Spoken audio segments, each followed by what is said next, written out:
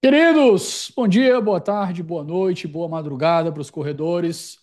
Estamos chegando no fim do ano e hoje eu recebo um veterano de 11 que tinha chegado aqui quando a gente brinca, né? Quando era tudo mato. O David teve aqui, eu acho que lá pelo episódio 34 ou 37, falando sobre a memória subterrânea do constitucionalismo e a Revolução Haitiana. E hoje ele veio falar sobre o livro dele, que é fruto da tese de doutorado dele, né? Constitucionalismo Negro. E como isso teve silenciado na memória da Constituição de 1891, na construção do país até a Constituição de 1891, nossa primeira Constituição republicana, e os reflexos nas constituições posteriores, né? A conversa ficou excelente. O David explora alguns conceitos aí de uma abordagem sociológica, a ideia de silenciamento, a ideia de memória de uma maneira assim fenomenal. Eu achei extremamente enriquecedor. É um colega podcaster lá, para quem não conhece, tem o Mais e Si Podcast, que faz um trabalho fantástico e assim, uma pegada muito parecida com o 11. A gente começou, o David inclusive começou um pouquinho antes de mim, alguns meses antes, nós dois começamos em 2019. E eu acho que vocês vão gostar bastante do episódio. Lembrando, claro, que o livro do David foi publicado pela Contracorrente. E claro, a editora do meu coração patrocina esse canal e também trouxe um cupom de desconto pra gente. Então, se você gostar do episódio, ficar interessado pelo livro do David, adquire ele com 25% de desconto usando o nosso cupom, tá aqui na descrição, 11 Supremos 25, tudo por extenso, é 25 em número. Tá escrito aqui para você não perder. E é isso, né? Os avisos de sempre, né? Se você gosta do 11, se o nosso trabalho aqui faz parte da sua vida, se você se sente mais pobre porque compra os livros daqui, se você se sente mais enriquecido intelectualmente, cogite ajudar o nosso trabalho. É extremamente gratificante, mas assim, é cansativo, é trabalhoso e leva muito tempo e eu faço tudo, absolutamente tudo sozinho, pessoal.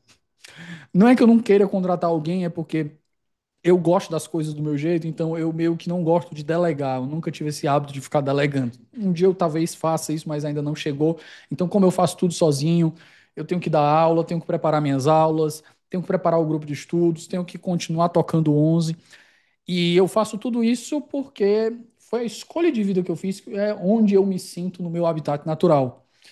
Mas por isso que eu conto com a ajuda de vocês. Então, se a gente está contribuindo de alguma forma positiva para a sua vida aí, cogite ajudar a gente. Nosso apoia-se aqui tá na descrição. Você pode acessar o link, você recebe os episódios com antecedência. Eu vou fazer um ajuste agora com o Spotify. O pessoal que vai ter Spotify já vai receber os episódios com antecedência direto no Spotify. Quem for assinante do 11 lá pelo Apoia-se. Acho que a partir de janeiro eu vou conseguir fazer isso.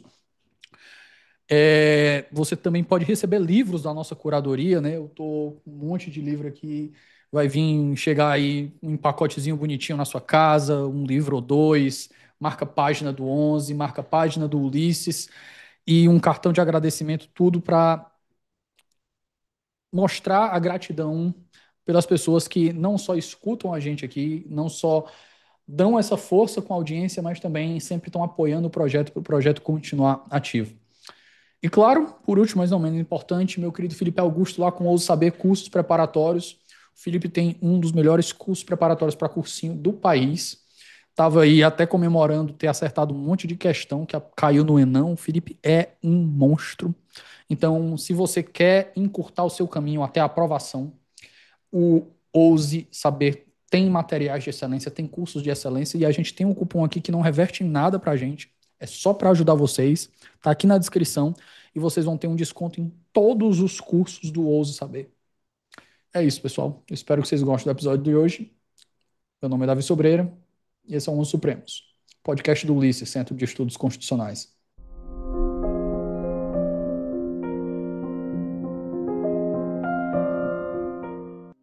Queridos, bom dia, boa tarde, boa noite. Eu recebo o David hoje para a sua segunda participação por aqui. Ele debutou aqui, acho que lá pelo episódio 37, com um artigo que eu acho que integra a tua tese, né, David? Que a gente fala de memória subterrânea do constitucionalismo. E hoje um colega podcaster vem falar sobre sua tese de doutorado, agora doutor David Ribeiro. David, antes da gente começar, deixa eu passar o microfone para você se reapresentar, que você teve aqui alguns duzentos e tantos episódios atrás, então pode ser que o pessoal não lembre. Ei, Davi, beleza? A todos os ouvintes e as ouvintes aí do 11 Podcast. Uma felicidade retornar aqui. Como o Davi gosta de falar, eu vim aqui no momento que era tudo Do mato, né, mato. Davi? Era tudo mato ainda. A gente tava discutindo. Na época eu era mais ativo no Twitter e eu abandonei um pouco as redes sociais. Estou pensando em abandonar um pouco também, até por uma questão de sanidade mental. Mas meu nome é David Júlio Ribeiro. Eu sou mestre e doutor em Direito pela UFMG, produtor e apresentador do Mas e Si, que está parado aí no hiato, porque não sei se vocês sabem, mas o Davi já sabe, inclusive a gente tem algumas adiar os episódios aqui por causa disso. Eu tenho uma filha pequenininha que é recém-nascida, deve ter 2 meses e pouquinho agora, e aí a gente tem que organizar toda essa atividade aqui para combinar com a atividade acadêmica e tudo isso. Então, a felicidade de retornar aqui e poder discutir com vocês essa questão do constitucionalismo negro, da tese que se transformou em livro, e é uma felicidade e agradeço a oportunidade de estar aqui, Davi. David, querido, vamos começar pelo básico, né? Um pouquinho Claro. de contexto e background, né? O pano de fundo. Como é que a experiência pessoal acabou esbarrando na ideia do conceito de constitucionalismo negro? Davi, essa pergunta é importante porque quando você pega o livro ou pega a tese, disponível lá no repositório da UFMG, você vai perceber que, em certa medida, a tese começa em primeira pessoa. E um trabalho acadêmico, ele é um pouco... Há determinadas leituras, determinadas concepções que não aceitam o tipo de escrita acadêmica em primeira pessoa. Rapaz, pois E eu a faço gente... os artigos, eu publiquei a minha dissertação inteira em primeira pessoa. Graças a Deus eu não tive crítica sobre isso, mas eu Mas infelizmente ou felizmente, assim, tem que respeitar toda uma tradição que ainda entende que o trabalho acadêmico deve ser de forma impessoal, mas é inclusive uma questão que me tocou para saber escrever sobre isso, né? Como que eu escrevo no impessoal quando uma pessoa está escrevendo por trás? Então eu já peço ao leitor ali, na verdade, para ler sabendo que tem uma pessoa por trás, mesmo sabendo que a impessoalidade tem uma pessoa por trás e que essa pessoa é marcada por inúmeras experiências dentro de uma faculdade de direito, que é ainda, hoje tem mudado bastante, mas é uma instituição que tem tradições conservadoras, ainda que você tenha progressismos e forte ideias ali de modificação de sociedade, que não tão conservadoras assim, mas eu me via nessas discussões de direito constitucional, por mais que o direito constitucional, e todo direito, na verdade, né, seja embasado na ideia de liberdade e igualdade, enquanto uma pessoa negra ali na faculdade de direito, às vezes eu percebia que as discussões sobre liberdade e igualdade, e principalmente no que diz respeito à igualdade ali prevista, a tentativa de acabar com as formas de discriminação e produzir uma sociedade justa, que como está previsto no artigo 3º da Constituição, sempre quando eu via saindo isso da boca dos professores, eu às vezes sentia uma certa abstração, como se estivesse muito longe. A gente precisa disso, mas não é tão assim, está tão perto. E eu fui me vendo nessas discussões até o momento que eu comecei a discutir, entender um pouco melhor sobre as cotas, né? Eu li ali sobre o do Orkin, e foi Império do Direito, não, Virtude Soberana, a prática e a teoria da igualdade.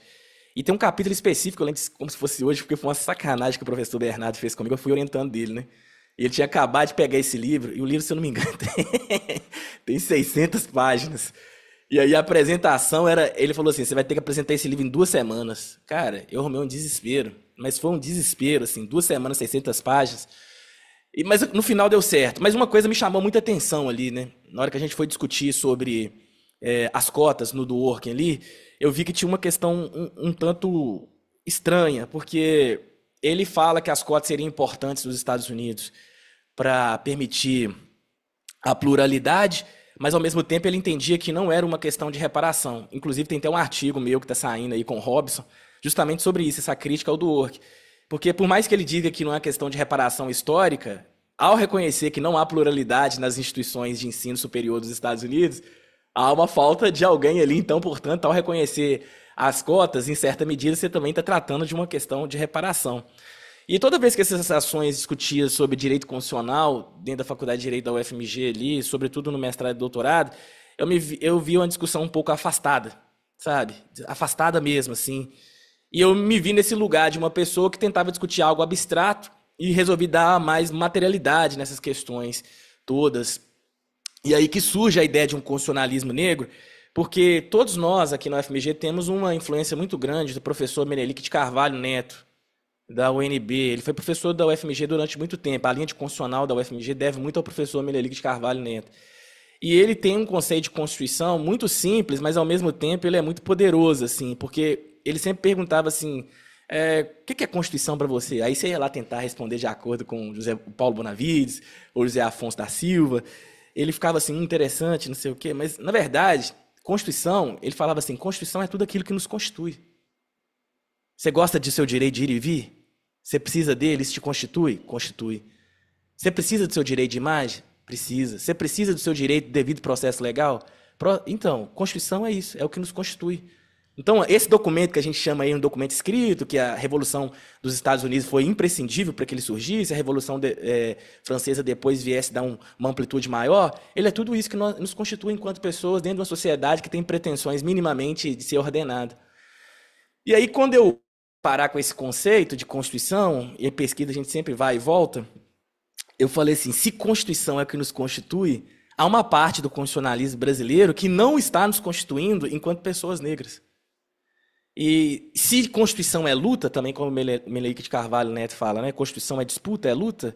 Então, há uma luta, há uma espécie de disputa que não está sendo considerada na teoria da Constituição brasileira, que não está sendo considerada de forma... É claro que, assim, toda vez que a gente fala de pesquisa, a gente tem que ter um cuidado muito grande, porque a gente não dá conta de ler tudo. Mas, pelo menos das pesquisas que a gente tem acesso imediato, me desculpe se anteriormente as pessoas já escreveram sobre isso, mas do que eu tive acesso de forma tão ampla assim, eu não tive cuidado e talvez o acesso de entender essas questões. A gente percebia que havia uma questão da racialidade fora. E por que eu estou falando isso? Porque nós somos um país que foi fundado, não apesar da escravidão, nós fomos fundados em função dela. Você tem, por lógica, um país que foi... O primeiro documento que foi enviado de Brasil a Portugal foi justamente um documento dizendo que os negros da Serra da Barriga foram os primeiros inimigos dessa terra. Então, quando você recebe a primeira institucionalidade que a gente vai ter no Brasil, que é o Museu Nacional ali, que é a casa que foi a família real veio para cá porque não tinha uma residência para receber uma família daquele porte ou luxo que precisava, ela foi doada por uma pessoa. E quem tinha condição de ter uma casa daquele porte, é claro que houve reformas posteriores, para doar para a família real. Só tinha uma pessoa. E essa pessoa era um traficante de pessoas. Era o Elias Lopes. Então a institucionalidade brasileira ela já nasce com esse contrato, vamos dizer assim, fazendo uma pequena alusão ali ao... Esqueci o nome dele agora, do contrato racial, com um contrato racial. Quem paga o janta, o almoço, você pode escolher o que vai acontecer, o que você vai comer. E nós não podemos esquecer, como o Marco trouxe bem lá, e outras pesquisas, mas o Marco teve a felicidade de trazer isso da forma, analisando os conceitos ali da Constituinte, a Constituição de 1824, ela nasce negando a cidadania às pessoas negras. 1891, que é o caso da minha tese do meu livro, ela diz uma Constituição republicana, mas ainda assim ela reproduz todas as questões dos silêncios que estão, e as omissões da Constituição de 1824, com uma outra roupagem. Você pega 1934, a Constituição de 1934, ela tem no seu texto, eu acho que é coisa que nem os Estados Unidos teve coragem de fazer, um artigo 138 da Constituição de 1934, a Constituição de Getúlio Vargas, que dizia que o país era uma democracia racial, tinha no texto, artigo 138, a linha B, dizendo que era dever dos entes federativos instigar a educação eugênica. Isso está lá, gente, na Constituição de 34. Nem os Estados Unidos teve coragem de fazer isso. Os Estados Unidos, eles tinham vergonha, né, do escravidão. Tanto é que eles escondiam todos os elementos da escravidão, eles escondiam com alguma linguagem distorcida, né? O compromisso dos 3/5, por exemplo. As pessoas não livres vão contar 3/5 das pessoas livres. A cláusula que tem uma cláusula que é pétrea, né? Era pétrea nos Estados Unidos, né? Que era a cláusula de comércio, que era uma cláusula de comércio que impedia você de acabar com a escravidão antes de 1810, mais ou menos.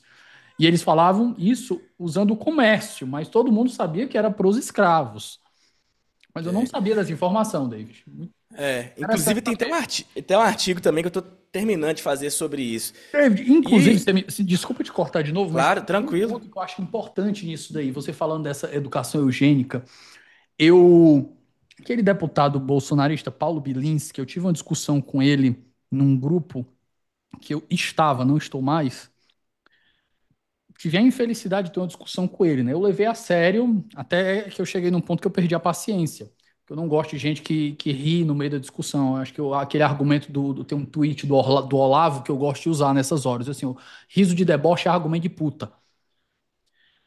Ele deu uma entrevista num podcast falando sobre o argumento da secessão, né? E claro que a secessão é impossível porque é cláusula pétrea, mas eu levei o argumento a sério de um ponto de vista acadêmico. E aí ele apresenta, né? Ah, não, tem uma distorção, o pessoal do Sul representa menos, aqui tem menos deputado, aqui tem menos senadores, etc, etc.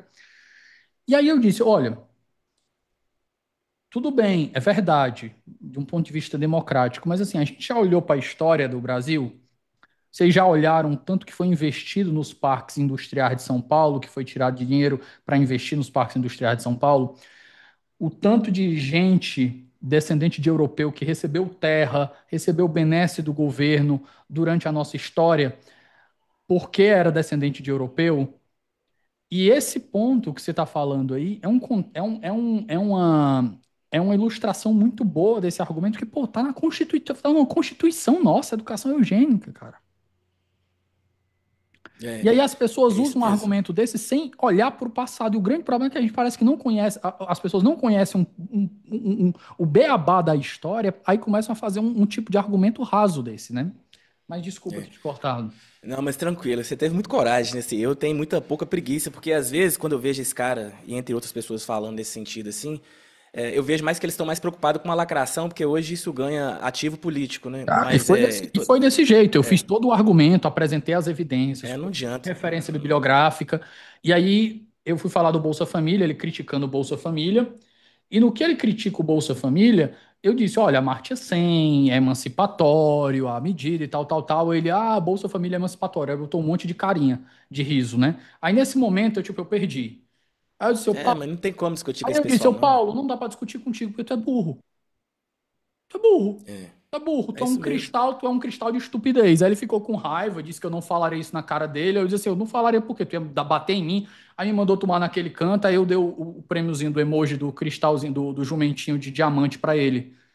Então aqui, ó, você atingiu o nível master de estupidez, não tem mais que isso. Mas, tipo, foi um dia assim que eu olhei assim, eu saí desse grupo e nunca mais voltei depois desse dia. Mas continue, por favor. E aí você tem uma Constituição de 1988 que ela vem tratar o racismo dentro do texto constitucional, como crime imprescritível e inafiançável. Constituição, qualquer um que tem mínimo, assim, mínimo de base de direito, que levou o curso mais ou menos a sério, ele sabe que Constituição não é lugar de ter crime. Então, quando ela coloca ali que o racismo é imprescritível e inafiançável, ela está escolhendo um presente e projetando um futuro. Porque ela está reconhecendo que esse passado nosso foi fundado na escravidão. E ela não quer que esses efeitos projetem para o futuro. Então, o constitucionalismo negro é justamente essa ideia de um grupo de pessoas, de teóricos, e aqui o Marco, o Rodrigo Portela, a Tula, em certa medida não, o Adilson Moreira, claro, né? E outros, como é que é o nome daquele cara da Bahia? O Samuel Vida, Juliana, tem se debruçado Marcos sobre essa Queiroz. reivindicação. O Marcos, eu falei Marcos aqui, né? Passo O Marcos batido.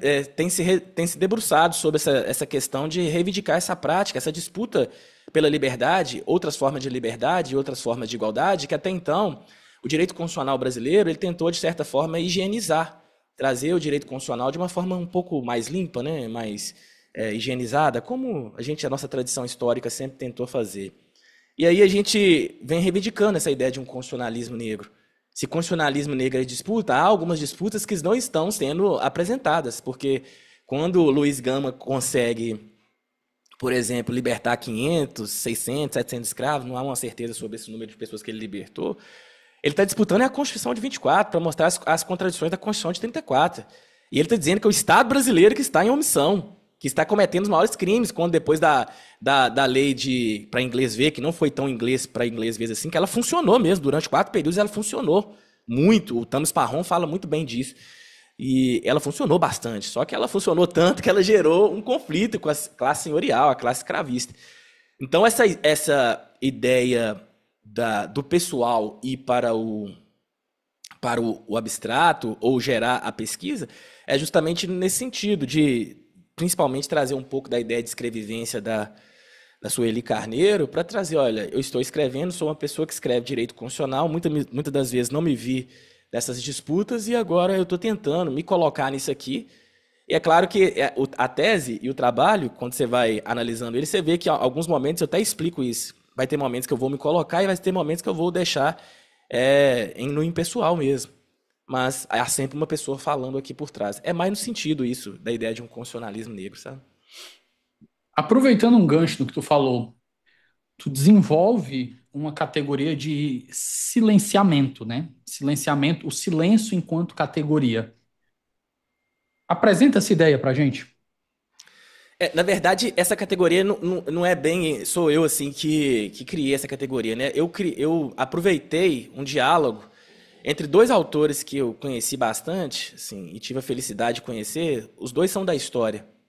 Um é o Michel Rolf-Trouillot, que é um antropólogo, historiador haitiano, que tem um livro sensacional. Foi um livro assim que mudou bastante minha concepção sobre o direito constitucional, que é Silenciando o Passado.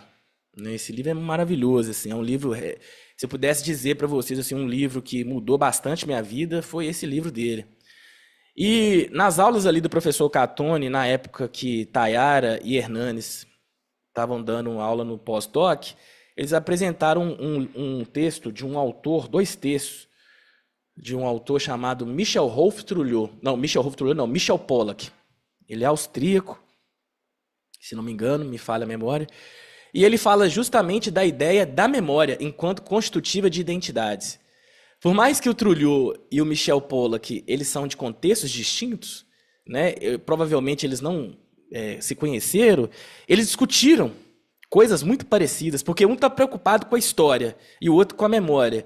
Aí eu resolvi, no trabalho, fazer um diálogo entre os dois, trazer os dois ali, porque desde o primeiro momento que eu tive acesso ao Trouillot e depois ao Pollack, eu falei, cara, esses caras estão assim, escrevendo a mesma coisa, só que um está mais focado com a memória e o outro está focado com a história.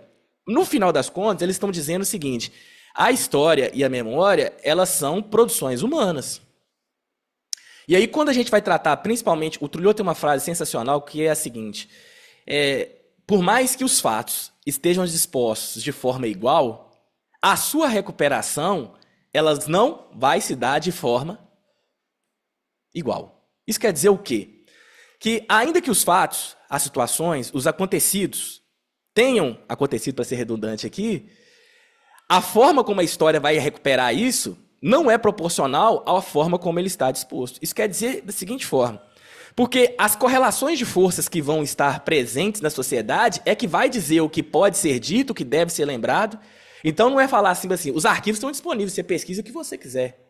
É assim, quando você quer chegar para um orientador, vira para ele e fala... Uma das ilustrações dessa ideia é a história é escrita pelos vencedores. É uma das ilustrações. É mais ou menos isso. É mais ou menos isso. E ele tem uma sacada muito legal que ele vai e fala assim, os arquivos existem. Mas você vai preocupar em pesquisar algo que não está no momento, que não é a vez de se debruçar sobre isso? Não, você vai preocupar justamente com as ideias. Aí entra um pouco do que o Marx fala ali, das ideias dominantes de uma época, são as ideias dominantes da classe dominante dessa época. Então, ele falando isso, ele vai dizer que a própria disputa que a gente vai ter em torno de disputar essa história, ela é desproporcional. Porque nós vamos ter que disputar uma história dentro da história. Por exemplo, o movimento negro, as pessoas negras disputando espaço dentro do constitucionalismo, ele vai ter que disputar dentro de uma grande narrativa, dentro de uma disputa maior, uma história dentro da história, que é a história deles, que aí entra o Michel Pollack, que o Michel Pollack vai dizer que, na verdade, algumas narrativas, algumas memórias são construídas de formas clandestinas, e vai disputando espaços com as memórias oficiais. construídas pelo Estado. Aí eu posso dar um exemplo para vocês. A gente sempre teve, na história do Brasil, todo mundo conhece isso bastante, que é a ideia de democracia racial, né? Todo mundo, o Brasil é democracia racial, blá, blá, blá, blá, blá. Só que essa história de democracia racial, ela é uma história construída oficialmente. Ela remonta lá, quando o Brasil se tornou independente, foi contratado, fez um concurso, Davi, olha pra você ver, foi feito um concurso para uma pessoa criar a história do Brasil, mas a história do Brasil tinha que ser suficientemente uma história como as narrativas dos Estados-nação que estavam nascendo, e essa tinha que ser, no final, uma história do Brasil que seria bem europeia. E aí você precisa de um mito fundador. E quem ganha esse concurso é um alemão. Um alemão ganha o concurso do Instituto de Geografia e História Brasileiro. Ele ganha o concurso para criar a história do Brasil. E a história é interessante. O que ele faz? Ele fala que o Brasil é formado por 3 rios muito esbeltos, bonitos. Um rio maior, caudaloso, que representa a classe branca. Um rio um pouco menor, que representa a raça indígena. E um outro rio um pouco menor ainda, que é representante da população negra. Aqui já está a ideia da miscigenação do povo brasileiro. E se você pega para pegar essa história, você vai fazer, é legal demais, né? Formação de 3 rios, os rios rumam ao oceano, e esse oceano é o Brasil, né? Só que no final das contas, quando você pega qual que é a finalidade da história, que ele narra, é a seguinte, que esse rio maior, o caudaloso Rio Branco, ele vai percorrendo e ao final ele vai englobando os demais rios. Isso já é a própria ideia do que vai surgir lá na frente, guardadas as devidas proporções, para não gerar anacronismo, a ideia de eugenia e das teorias racialistas, das teorias superiores. É a ideia, é a base da democracia racial. É a base da democracia racial.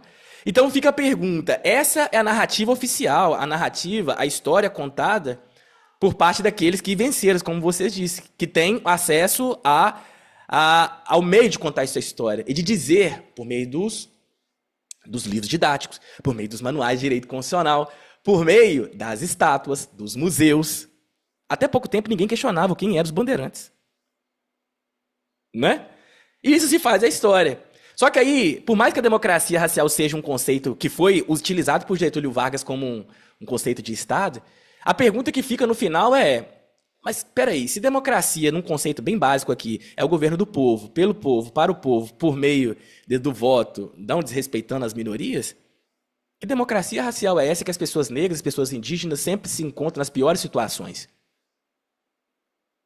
E aí, por trás dessa narrativa oficial, tem uma narrativa de abuso, de violências, né? De deturpação de direito, daquilo que o Marx Queiroz chama de uma hermenêutica senhorial, que não, isso aqui não é bem assim, isso aqui é desse jeito, daquele jeito assado, sempre negando essas histórias clandestinas que estão por trás dessas histórias oficiais. Então, essa categoria do silêncio, o Trulliot também fala uma frase sensacional, porque do mesmo jeito que para produzir a história exige um engajamento muito forte, para se produzir o silêncio também se exige um engajamento muito forte.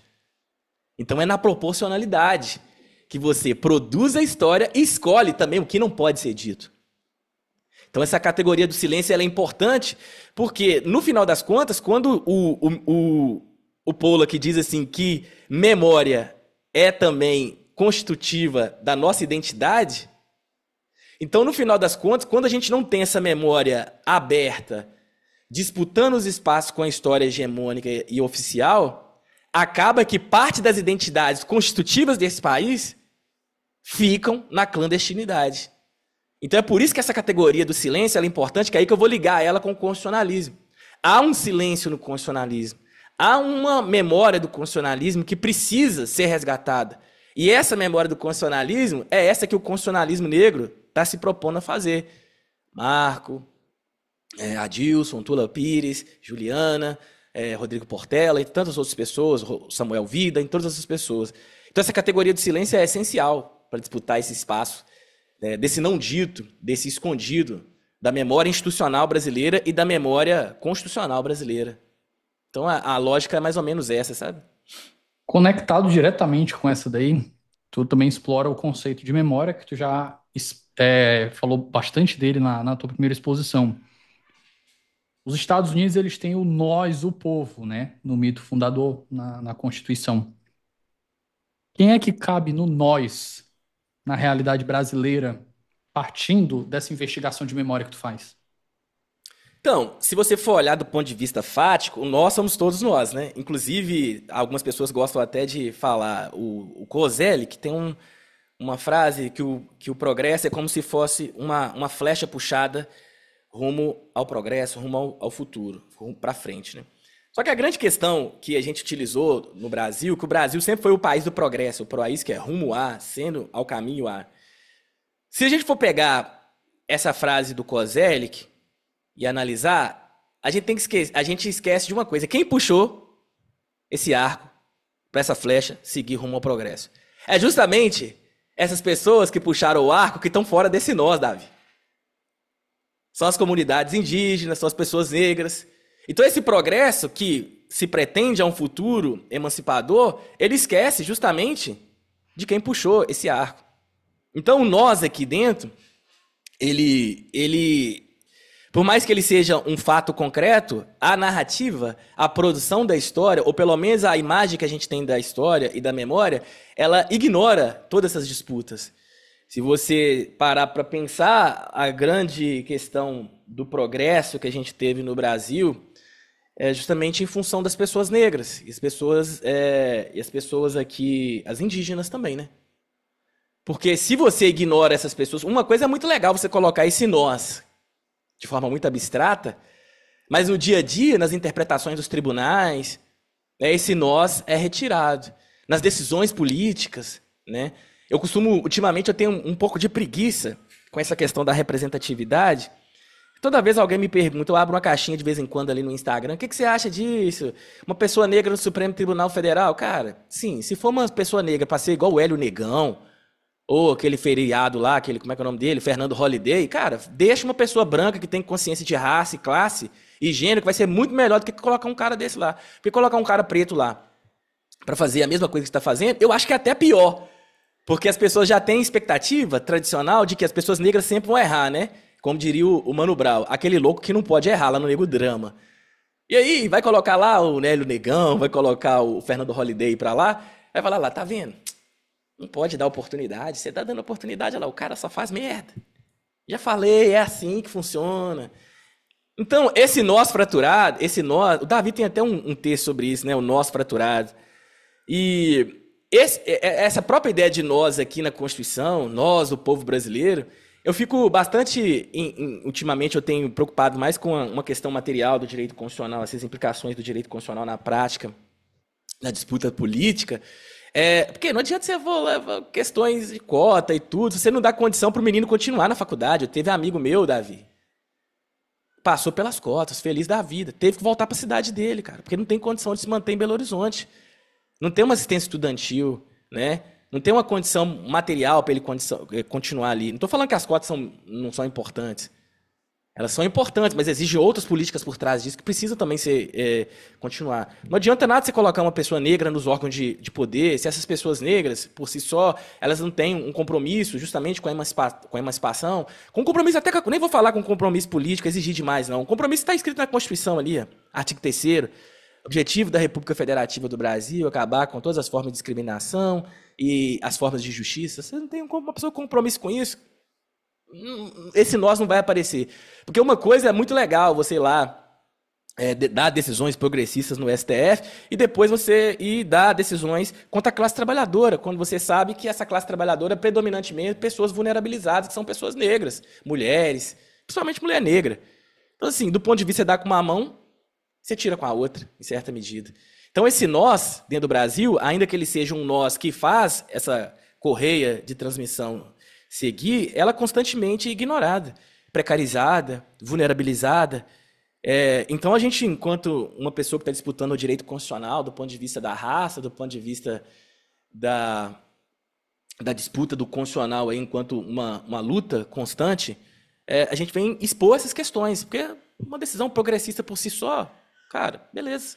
Qual que é a condição material que vai ter por trás disso para dar continuidade a ela? Se não tiver, isso é instrumentalização do direito. Então, nesse sentido, esse nós que a gente busca tentar dar mais evidência. Porque é igual o Trulhou disse, né? Os fatos estão aí, as situações estão aí, mas elas não são recuperadas de forma igual, porque as correlações de forças presentes, elas não vão permitir que isso aconteça. David, em outro momento, tu desenvolve uma ideia no livro, não necessariamente que é tua, mas assim, tu tá desenvolvendo ela. Tu fala da modernidade no território colonial. Isso. Em que medida o conceito consegue abarcar essa explicação?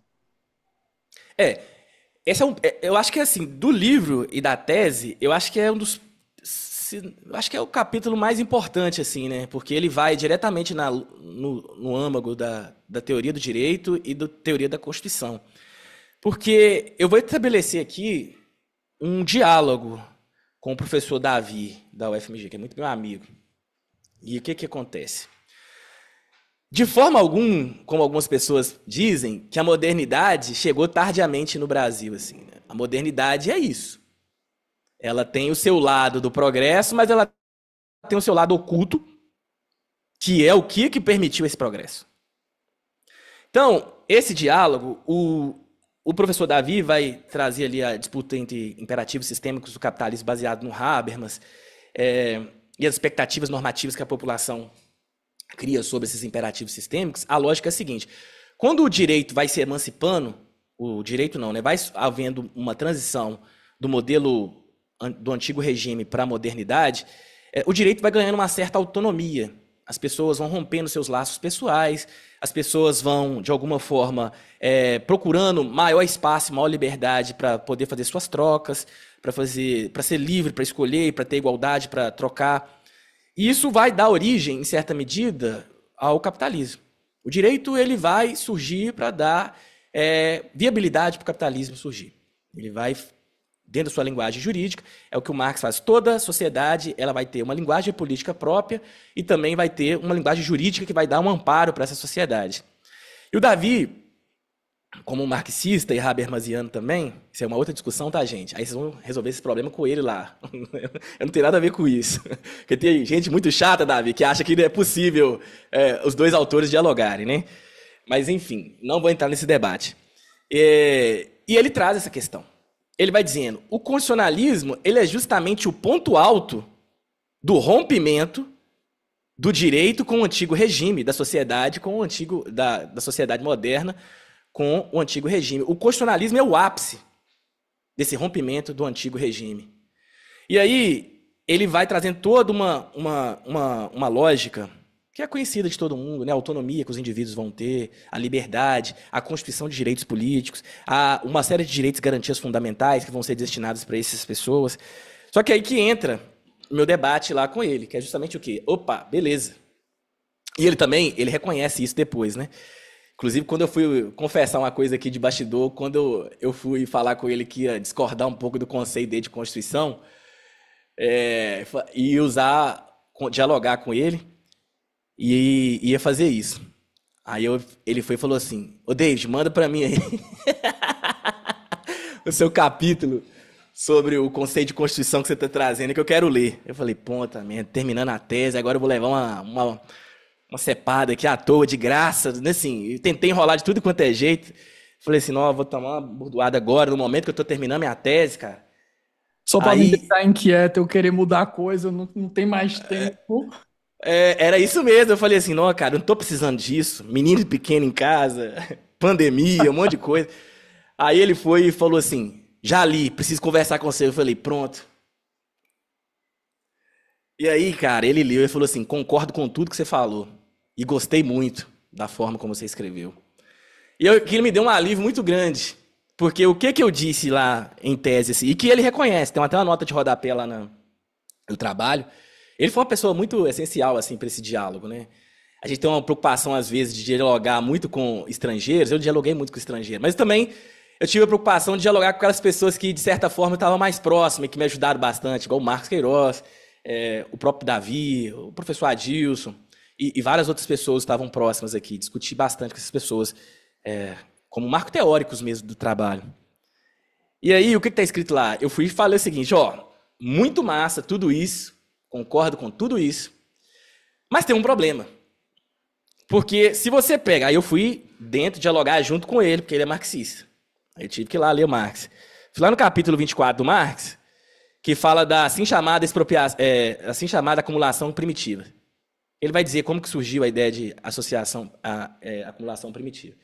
E eu entendo esse capítulo, Davi, como uma ironia que o Marx faz, porque ele fala a assim chamada acumulação primitiva. Então quer dizer que ele... Posso estar errado aqui, desculpa os colegas marxistas que estão escutando. Eu não sou marxista, eu tive que dialogar com o Marx para resolver isso. Mas na medida que ele fala lá a assim chamada acumulação primitiva, então quer dizer que ele não aceita a ideia de acumulação primitiva. E aí, Davi, o Marx é uma brilhante descrição, assim, com muitos fatos, muito bem embasada. Não é à toa que esse cara, se pode discordar dele, ele está aí até hoje sendo discutido. E ele vai dizendo, com muita propriedade, como o capitalismo surge. E dentro da ideia dessa ideia de acumulação primitiva, ele vai dizendo que não foi bem uma acumulação primitiva. Houve um conjunto de leis sanguinárias que vai expropriando as pessoas de sua terra, vai expropriando as pessoas de seus meios de produção. E logo depois disso você vai criando leis que vai impedindo pessoas que ficassem como vadias na rua. Opa, qualquer semelhança com as coisas que estão acontecendo no Brasil hoje aí, sobretudo no Sul. Desculpa os amigos do Sul aí, não é novidade não, tá, gente? É antigo isso aí. O pessoal brinca de Santa Catarraich, né? Um amigo meu lá de Curitiba falou Paranás e Santa Catarraich. Eu disse assim, minha Nossa Senhora do Céu. Ainda bem que não fui eu que falei, eu só escutei. E é também assim, eu até fazendo um adendo aqui, que tem muitas pessoas lá que não concordam com isso, mas há uma predominância dessas coisas, sempre, pelo menos o que aparece pra gente é isso, né? Sim, sim. E aí, o que acontece, Davi? O Marx vai descrevendo, e ele tem uma parada lá que é a seguinte, ele fala assim, quando todo o sistema do capitalismo ali na Europa, ele satura, então você vai ter que expandir isso para outros mercados. E aí que ele fala, o que todo mundo chama de colonialismo, ele dá o nome de internacionalização do capitalismo. Então toda aquela regra, no final das contas, do sujeito de direito, que vai ter um conjunto de direitos políticos, que vai ter condições de ter sua liberdade, da autonomia, eu vou e viro pro Davi e para outros autores que fazem defesa, beleza, legal demais isso aí. Mas quando surge essa questão, vem para a colônia, não é bem assim que funciona, não. Sabe por que não é? Porque a primeira coisa, quando essa lógica da modernidade, do constitucionalismo chega nas colônias, claro que as colônias também são frutos da modernidade, porque a dependência daqui é necessária para que o progresso no norte aconteça. Isso é lógica capital. Eu lembro de ter uma aula no curso de ideologias políticas que ele faz, o professor André Coelho, no YouTube, que está disponível de graça para todo mundo, que eu acho que é fantástico. E ele comenta, né, de uma maneira muito lúdica, que disse ele, olha, pessoal, muito se atribui o desenvolvimento da sociedade moderna, né, ao liberalismo, só que o liberalismo conviveu tranquilamente, e eu falo isso sendo um liberal, a gente tem que reconhecer os problemas, os erros históricos, e assim, mas o liberalismo que foi pregado, que foi desenvolvido ali na Inglaterra, na Europa continental, era ancorado em mão de obra escrava e pilhagem. Então você era liberal, mas ao mesmo tempo você não pagava nem pela mão de obra e nem pela matéria-prima que você estava usando. Você estava pilhando de outro lugar. Essas são as contradições assim que a modernidade traz, né? E aí quando a própria lógica do liberalismo, quando vem para o Brasil, assim, pelo menos recepcionada aqui dentro do seu contexto, como ela é lida aqui dentro do contexto, eu vou e falo, olha, as pessoas que se encontram na Europa, pelo menos elas têm uma vantagem, que é qual? Porque lá elas ainda são sujeitas de direito. Porque aqui na colônia, as pessoas escravizadas, os indígenas e os negros, eles sequer estavam dentro dessa categoria. Então, primeiro, eles tinham que lutar para a possibilidade de ser reconhecidos como pessoas, para depois ter a possibilidade de disputar esses direitos. E ainda assim, quando eles começassem a disputar esses direitos, eles estariam em uma desvantagem teórica, material, política e ideológica muito grande.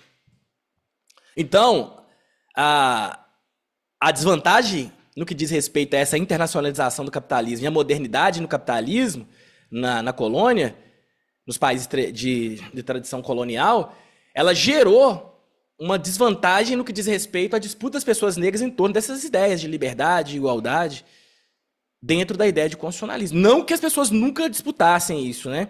E é até que o Davi fala, olha, não é porque o capitalismo criou essas ideias, teve esses imperativos no sentido de permitir que o capitalismo se desenvolva, tenha uma autonomia em relação ao antigo regime, ele não consegue pegar essas ideias de liberdade e igualdade e restringir e blindá-las tão somente para o desenvolvimento do capitalismo. Por quê? As pessoas sabem o que é liberdade independente de existir o direito. As pessoas sabem o que é igualdade independente de existir o direito. Talvez nós tenhamos mais dificuldade de fazer o quê? De conceituar esses conceitos, de apresentar conceitos sobre eles. Mas você sabe o que não é liberdade por uma leitura inversa. Você sabe que escravidão não é liberdade. Que impedir que pessoas negras participem da política, tenham ensino, acesso à educação, também não é parte de igualdade. Então, o que eu chamo a atenção nele, lá, complementando o conceito dele, era justamente nisso. Que quando o constitucionalismo é apropriado nas terras coloniais, os indivíduos têm uma desvantagem enorme para disputar dentro dessa linguagem normativa que deu autonomia ao direito dentro da modernidade. Então, no que diz respeito ao constitucionalismo, as pessoas negras vão disputar essa ideia de constitucionalismo, porque ela é o paradigma daquele momento ali, né, século XVIII, sobretudo, né, quando ele tem o seu auge ali. Mas, ao mesmo tempo, se constitucionalismo é disputa, como eu trouxe lá atrás, essas pessoas que eram precarizadas, vulnerabilizadas, expulso dessa linguagem do direito, da normatividade do direito moderno, para disputar dentro dessa seara normativa, elas tinham uma desvantagem muito grande. E essa desvantagem permanece até hoje, né? Mitigada, mas ainda assim ela tem essa desvantagem. David, agora a gente passa para um tema que basicamente foi tu que me apresentou pela primeira vez, Revolução Haitiana. Tu trata no livro, inclusive, eu vou fazer o jabá quando eu for fazer a gravação da introdução aqui, mas a gente faz de novo. Tá com ele na mão aí? Tô aqui. Já deixa aí na imagem, porque a gente vai para o YouTube também, né? Olha, Constitucionalismo Negro, Raça, Cidadania e Silêncios na Formação da Constituição de 1891. E claro, quem estiver comprando no cupom tem 25% de desconto, né? Trata da Revolução Haitiana como entre aspas, né? Acontecimento impossível. Quem escutou o teu último episódio e quem escutou os episódios aqui com o Marcos Queiroz sobre a Revolução Haitiana e a invenção dos direitos humanos vai lembrar bem dessa parte. Mas eu queria que a gente tratasse das razões para o silenciamento sobre a Revolução Haitiana, sobre a história da Revolução Haitiana e a importância que ela tinha, que ela deveria ter tido para a nossa história, né? A Revolução Haitiana, ela tem um papel fundamental porque ela consegue demonstrar as contradições da modernidade. Porque modernidade não é só progresso. E aí, partindo do pressuposto disso que eu disse anteriormente, de que há toda uma série de contradições e que a modernidade comporta essas contradições, dentro da ideia de um evento impossível, o próprio Michel Rolf-Trouillot, ele vai trazer por que ela é impossível. Porque, sendo capitalista, você tem que partir de um pressuposto que é do capitalismo. O capitalismo não se desenvolve sem desigualdade. Tem que haver uma disparidade para ele poder se desenvolver. E essa disparidade não é tão somente numa questão material. Ela também precisa de desigualdades construídas teórica e ideologicamente. E a produção do indivíduo negro, e quando eu estou me referindo ao indivíduo negro aqui, eu vou até ampliar um pouco o conceito, dizendo dos indivíduos não brancos, que aí engloba os indígenas, outras pessoas que se encontravam para além do território europeu, elas foram criadas de tal forma para tornar tais pessoas que não encontravam dentro da província europeia como menos, como desiguais.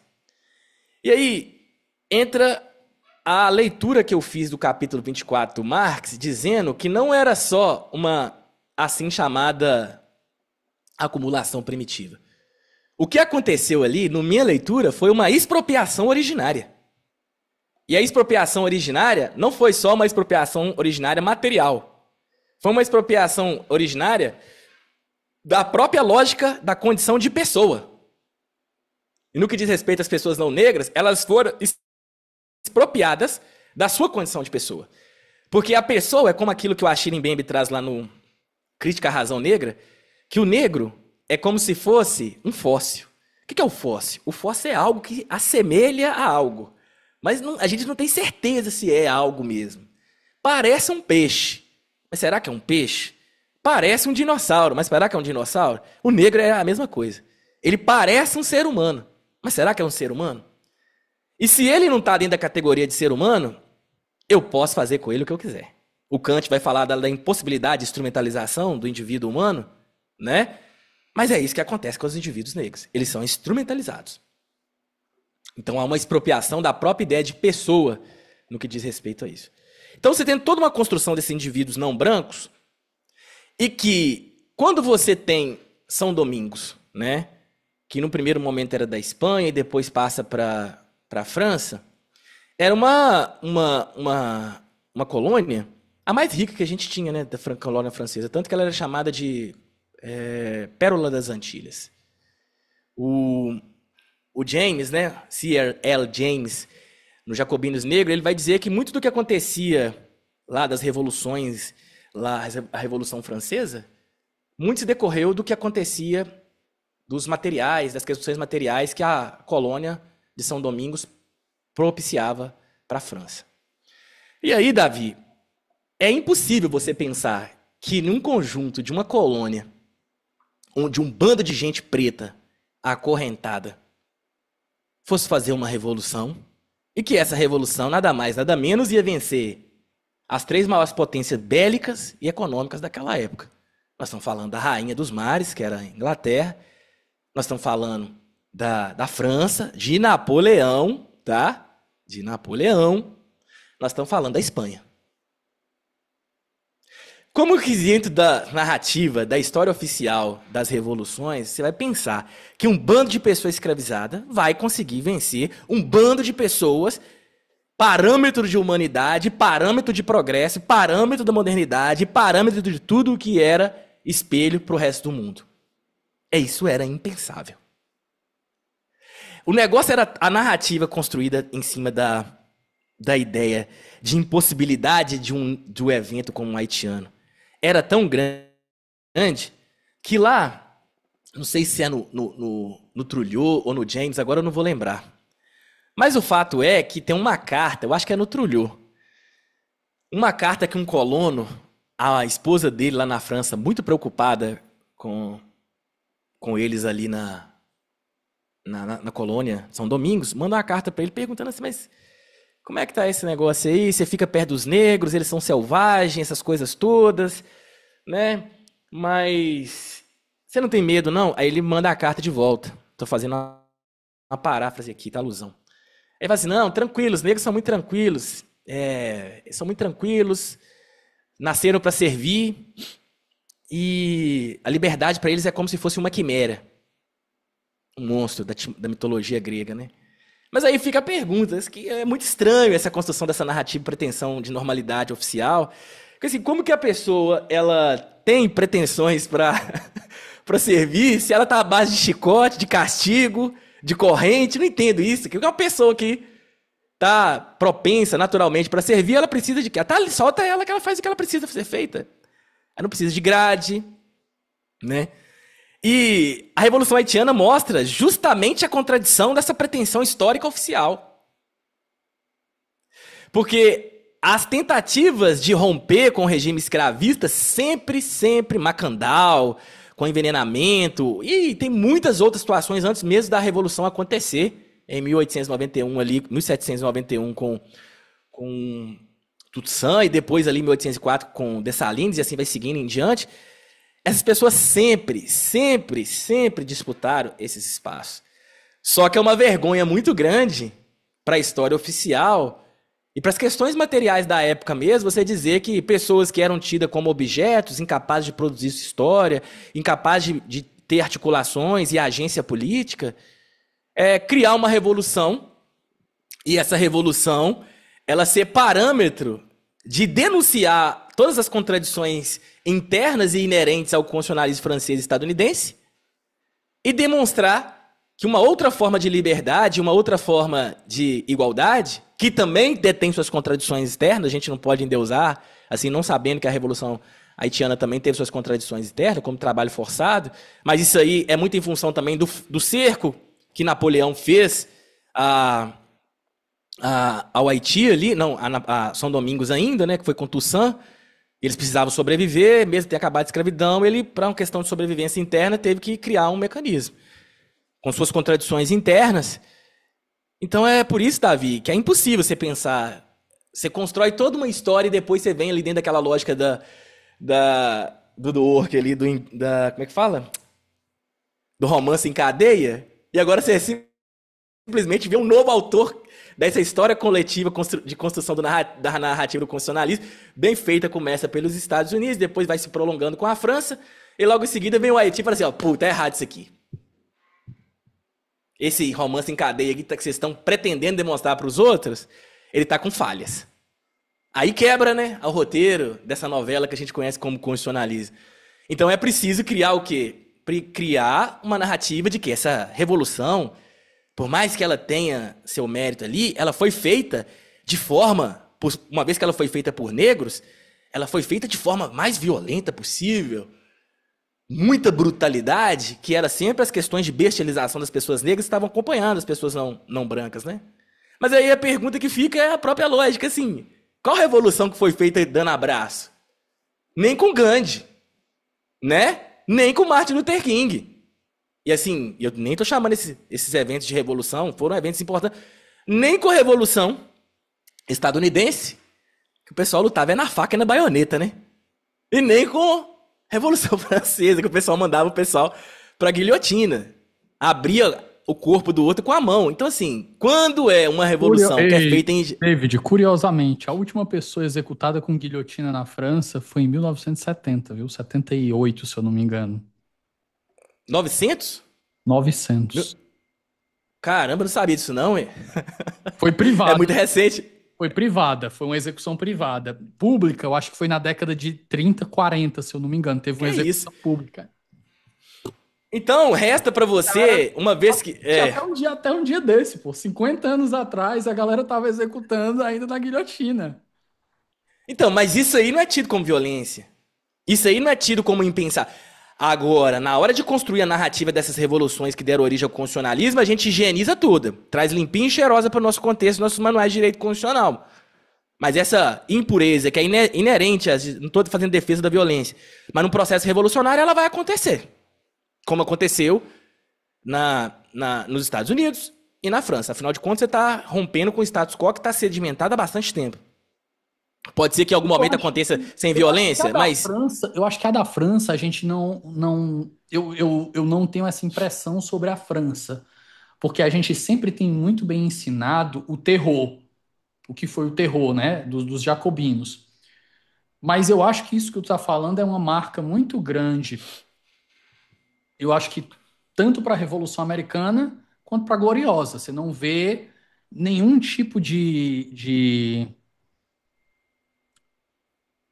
eu acho que de registro forte sobre esse tipo de contradição interna. Ou eu tô enganado? Eu estou tentando pescar da memória. A Gloriosa, minha memória não é meu estudo sobre a Gloriosa não é tão vasto quanto a americana. Mas assim, pelo que eu estou tentando lembrar da americana, a gente também não tem tanta coisa de dizer que teve umas coisinhas sujas aqui e ali. Geralmente é um negócio mais idealizado mesmo. Mas aí é aquela coisa de construção da história nacional, né? Porque eu não vou me aventurar aqui e falar, mas provavelmente vai ter autores que vão discutir sobre essas mazelas desses processos revolucionários. E tem, né? Nós estamos falando de uma revolução como a francesa, que o pessoal abriu o corpo do outro com a mão, Davi. De raiva. Enquanto o pessoal dentro do Palácio dos Versalhes comendo, o pessoal cá fora sem comer. A fome faz coisa. Então, assim, como que um processo dele não vai ter revolução, não vai ter brutalidade? Mas o processo revolucionário haitiano, seja em 1791, 1801, 1804 e assim sucessivamente, ele foi tão violento. Davi, vem aqui comigo. E ouvinte, vou pedir você também para fazer esse raciocínio comigo. Imagine que você é uma pessoa escravizada, não deseja essa desgraça para você de jeito nenhum, até é doloroso você pensar nisso. Mas imagine como o James traz lá no Jacobinos Negros, que você fez alguma coisa e a pessoa abre um buraco na terra, te enterra lá e joga mel na sua cabeça e joga formiga em cima. Ou então, abre seu ânus ali e joga, como é que fala? Chumbo derretido ali dentro. Ou te chicoteia, ou de alguma forma, priva você de comer, ou te coloca uma máscara de Flandres. Você está achando realmente que quando uma pessoa que está numa situação de brutalização dessa, que quando ela tiver a possibilidade dela se revoltar, ela vai simplesmente, me abraça aqui? Não vai.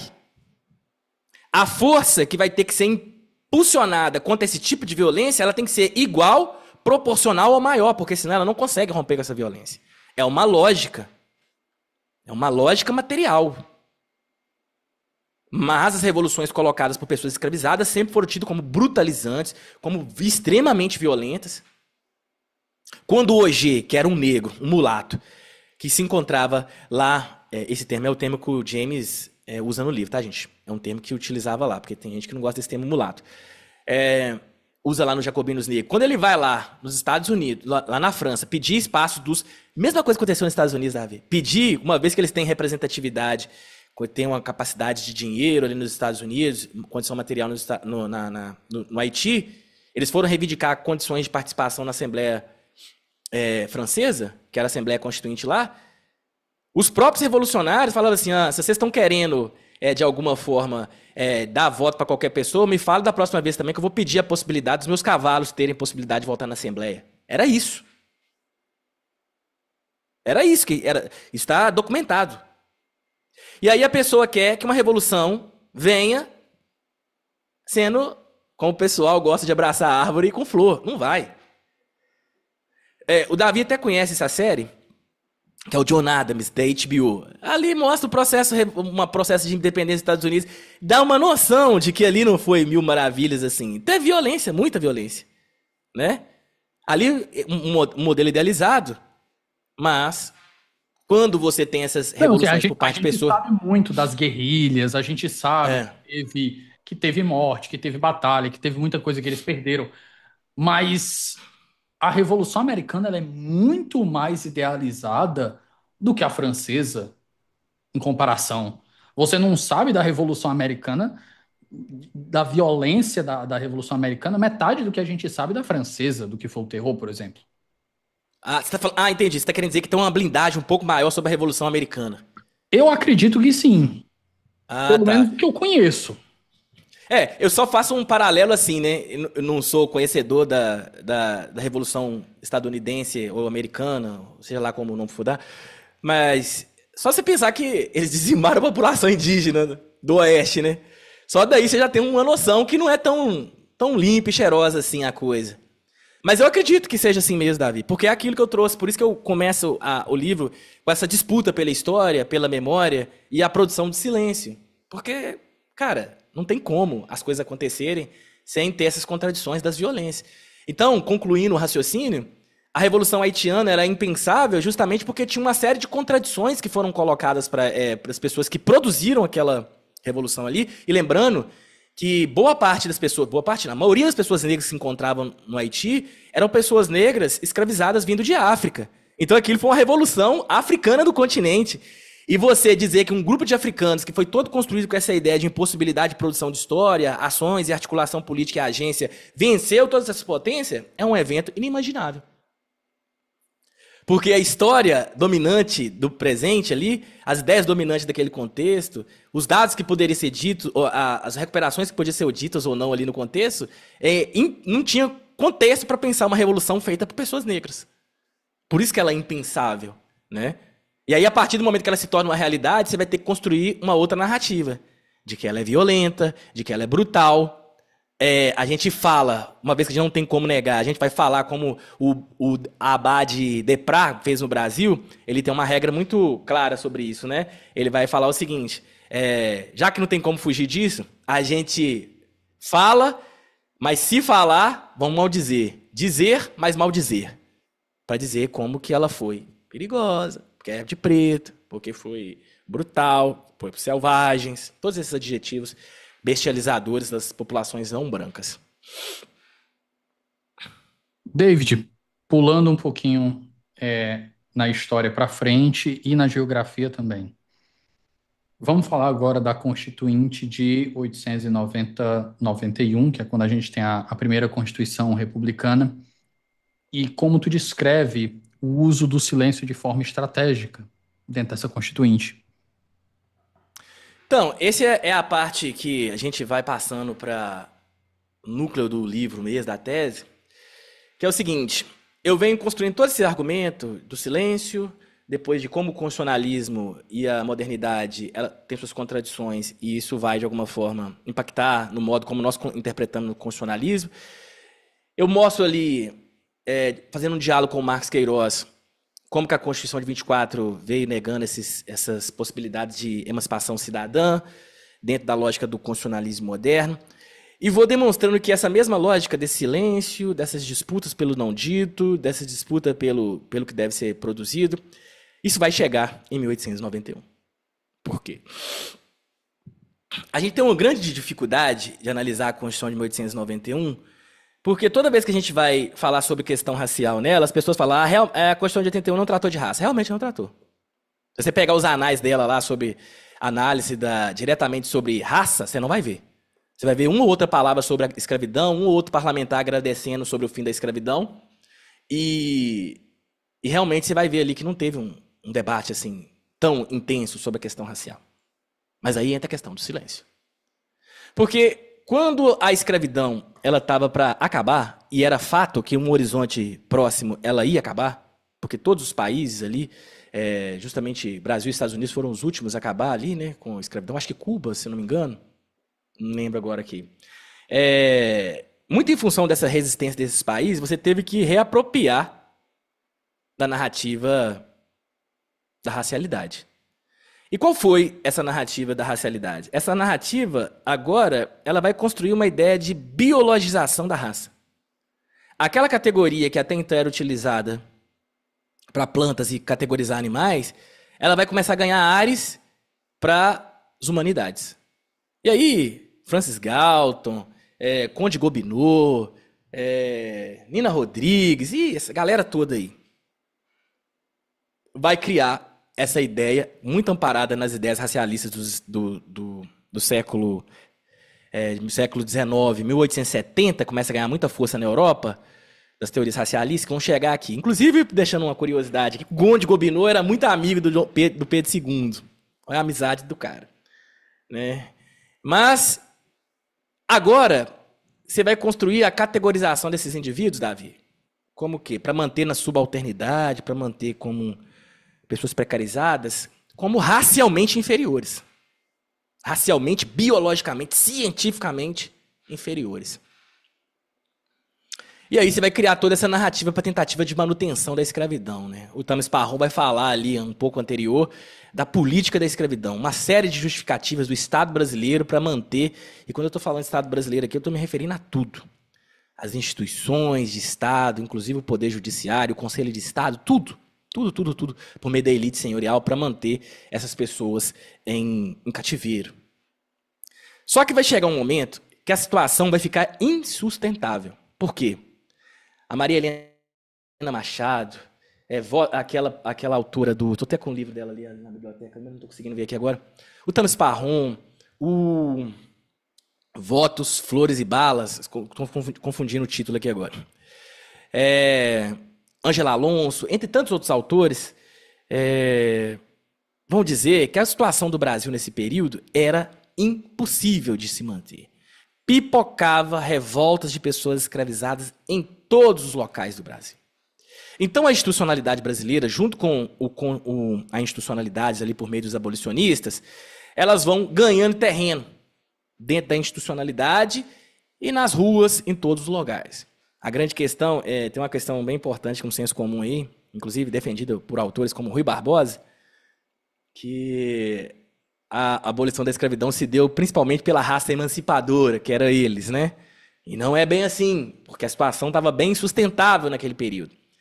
Revoltas, pessoas negras escravizadas livres e libertas matando seus senhores, uma série de disputas em torno dessas ideias de igualdade. Eles vão vendo que a coisa vai degringolar, eles resolvem abolir a escravidão. Só que nesse período que vai ter a abolição da escravidão, vai vir a Constituição, né? E se você olhar, realmente a Constituição de 1891, ela não se debruça sobre as questões raciais. Mas a questão é antes, Davi. Nos atos preparatórios do governo que ia construir a nova Constituição de 1891. Há uma série de decretos que eu trago no livro que vai dizer quem vai poder participar da Assembleia Constituinte. A discussão da Assembleia Constituinte ia ser no centro, se eu não me engano, ali onde é a Faculdade Nacional de Direito. Inclusive, deu uma palestra lá no Compene, que foi organizado pela Juju e na UFRJ. Foi uma sensação muito estranha, assim, né? Dar uma aula lá. Porque quando a Constituinte ia ser discutida lá, verificando que era no miolo do Rio de Janeiro, no centro do Rio de Janeiro, e todas essas disputas em torno da liberdade, igualdade, de outras formas de direito, estava pipocando, uma ebulição social total, estava no miolo da capital do país ali. O que esse pessoal dos atos preparatórios fez? Primeira coisa, Davi, tirar o centro de discussão da Constituinte do centro, do Senado.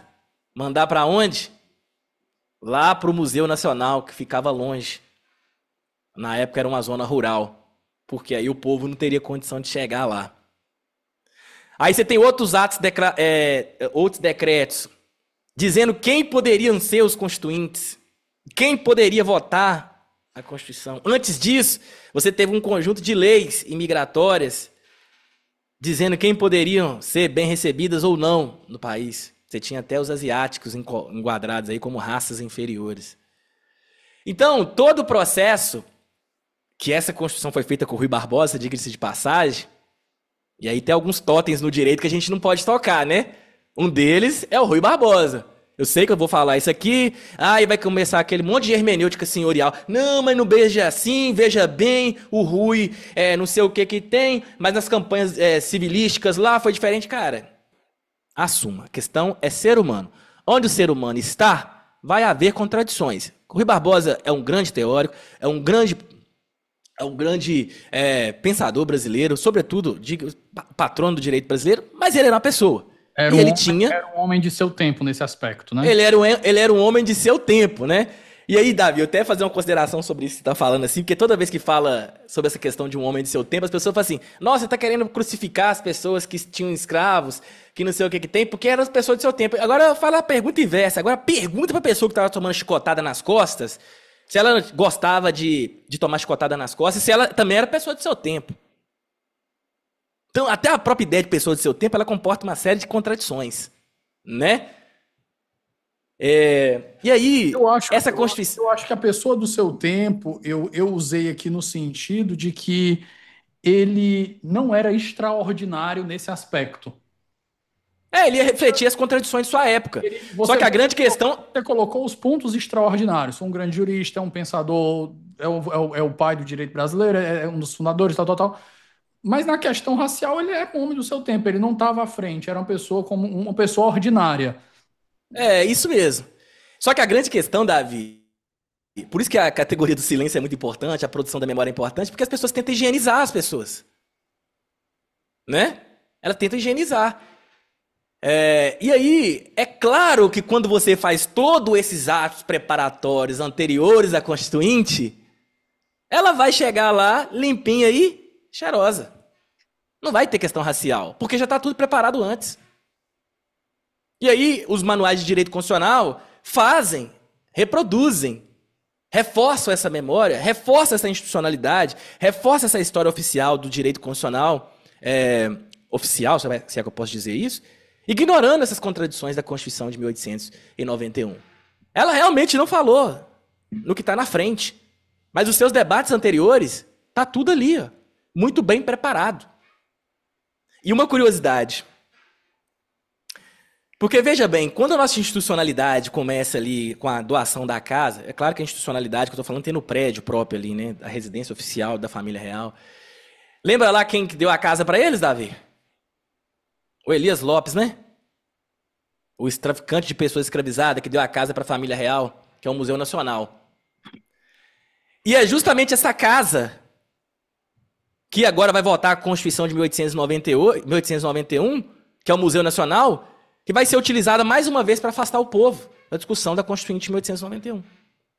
Então, coincidências ou não, a história, no primeiro momento, aparece como farsa, depois como tragédia, é nisso. Então, a Constituição de 1891... Publiquei um texto hoje com 2 sessões com esse nome, com essa citação do Marx.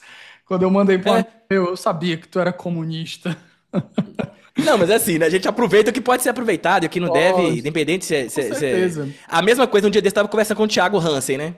Que eu estava escutando um tempo atrás um podcast dele que ele gravou com um português, esqueci quem era.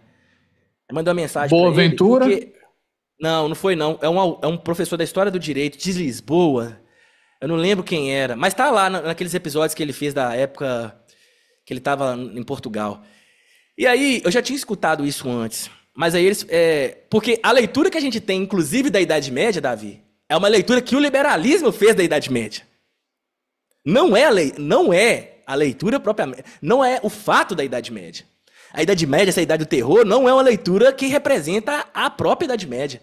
A história do direito, a própria história como o Thiago Hansen me deu lá, o Legoff, né, o Emanuel Espanha, o Paulo de Grossi, todos eles tragam que essa leitura que se fez... É o Espanha que ele interpreta, não?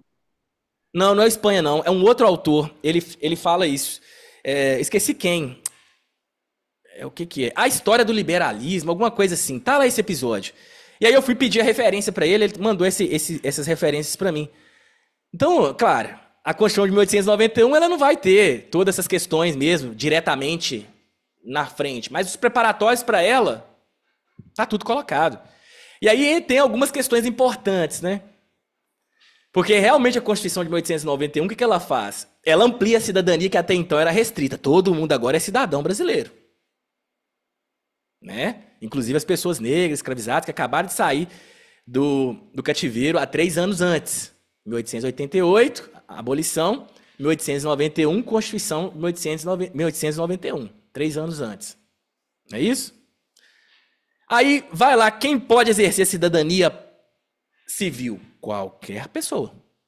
Mas na hora de exercer a cidadania política, aí tem a nossa velha e conhecida hermenêutica senhorial, nossa interpretação, que vai sempre privilegiar a classe senhorial. Aí eles colocam lá, quem não pode exercer, ser candidato? Pessoas em situação de rua. Peraí, nós acabamos de abolir a escravidão. Quem são as pessoas que estão em situação de rua? E analfabetos. Quem era a grande maioria de pessoas analfabetas que estavam nas ruas naquele momento? Ah, mas hoje também é a mesma condição. Gente, vamos lá, com calma. Nós temos que lembrar que um pouco antes disso, eu não me engano, eu não vou precisar a data aqui para não cair em anacronismo. Mas hoje toda uma proibição de pessoas negras poderem participar de quê? Do ensino formal. E aí você vem com uma norma constitucional dizendo que não pode participar da política pessoas em situação de rua, que não existia esse conceito, né, mas eram mendigos e analfabetos.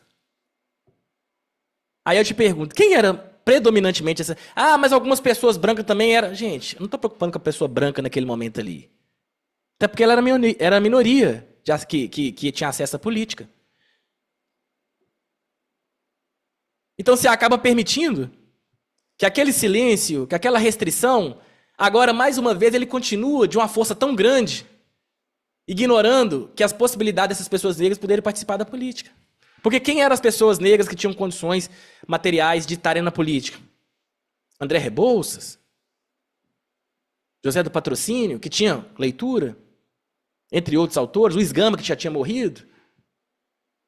Então você continua numa Constituição que se diz republicana, trazendo um conceito bem banal assim. O que é republicanismo? É um governo da não dominação.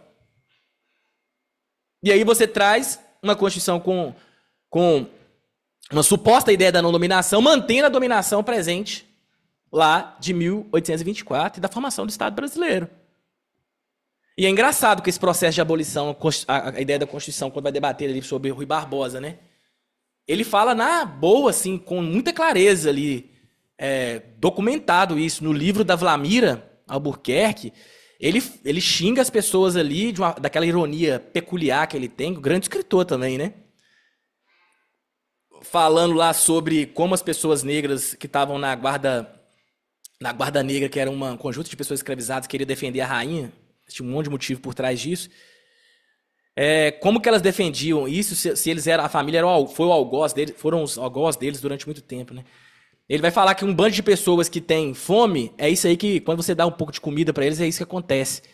E quando você tem lá uma disputa deles lá na Bahia, o Rui Barbosa vai e fala assim, a raça emancipada deveria nos agradecer, a raça emancipadora, por ter concedido a abolição. Não foi isso não, cara. O Brasil estava insustentável. Quando os conservadores passem para ser republicanos, não é porque eles simplesmente acharam que era interessante ter um governo da denominação, não. É porque o país estava numa situação insustentável. Mais cedo ou mais tarde... Eu acho que esse ponto, David, é importantíssimo a gente dar atenção e dar mais destaque para essa parte. Existe, na atualidade, de novo, isso é um fruto de pouca compreensão de todo o fenômeno histórico. Existe, e isso se propaga, eu acho que pronto, aqueles debates que tem no YouTube, 1 contra 20, cara, aquilo ali é um desserviço tão grande, mas é, é válido assistir aquilo ali como um experimento antropológico, porque frequentemente a gente escuta, quando a gente lida com argumento histórico, com a ideia de que direitos vieram sem luta. Como o direito tivesse sido uma concessão graciosa de alguma parte. A Linda Nunca Colley, vi. no livro dela, que foi traduzido em português, A Letra da Lei, né? Ela diz, olha, os primeiros... Esse livro é muito bom. ela vai falar das constituições Isso. pós das guerras modernas, das guerras pós-revoluções liberais. Ela diz, olha, como é que a galera ganhava o direito ao voto? Como é que as constituições ganhavam o local? O soberano precisava ir para a guerra e ele precisava tributo e precisava de conscrição.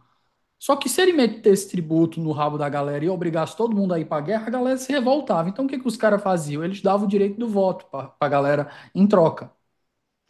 Então, isso aconteceu com o direito de voto feminino, isso aconteceu com a emancipação negra. As pessoas têm uma ideia de que, de novo, né, foi um presente dos brancos, da Isabel, que ela simplesmente acordou um dia, tudo certo, a gente vai assinar aqui porque a gente está com muito pena dos negros e está tudo certo. Como se não tivesse tido, e aqui a gente já conversei contigo, já conversei com o Marcos, com esse apagamento das lutas e de todo o processo das lideranças negras que sofreram, morreram e lutaram para fazer pressão para que isso acontecesse. Não é uma divindade, né? Não é uma combustão espontânea, não foi uma epifania que veio na cabeça do Salvador. Não, até porque nós estamos falando de uma classe bem conservadora, né? Então, na verdade, em certa medida, isso é muito bem documentado em todos os anais que a gente tem aí, seja do Conselho do Estado brasileiro, seja da Constituinte 1824, a Constituinte 1891. Essas concessões de direitos, elas vinham de pressões e muitas das vezes, e principalmente até ali no Conselho de Estado, você tinha uma preocupação muito grande de não conceder esses direitos e aqui se tornar um novo Haiti. Então, quando você tinha... E aí nós estamos falando de uma coisa desproporcional, né? Porque veja o tamanho do Haiti, veja o tamanho do Brasil. Imagina se uma revolta de pessoas escravizadas num território desse tamanho. O que seria? Então, esse era o grande medo da classe senhorial. E aí você vai mais uma vez no direito constitucional brasileiro.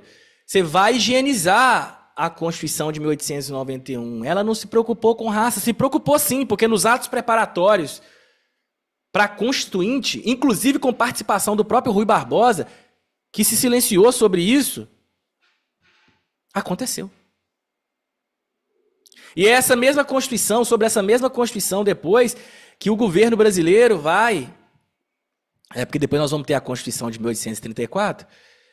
Desde que o governo brasileiro vai para o primeiro Congresso Internacional das Raças dizer que em 3 gerações a população negra e indígena vai acabar, porque vai ter um branqueamento da população. Essa Constituição, ela deu base sustentativa para as teorias eugenistas que estavam surgindo ali, primeiro como teorias racialistas e depois como teorias eugênicas, que vão ter seu auge ali em 1930, né? Inclusive prevista na Constituição. E ninguém se silenciou, todo mundo se silenciou sobre isso. E aí você tem autores como um antropólogo haitiano, o Firman, esqueci o nome dele, que até... Tô bem cansado da vida, eu tô sem dormir, cara. Minha filha acorda a noite inteira. Já tá tinha falhando os nomes. Foi fazer mais um, né, meu amigo? Aí, eu não tô nem reclamando, mas assim, é porque a coisa foi escolha bem consciente.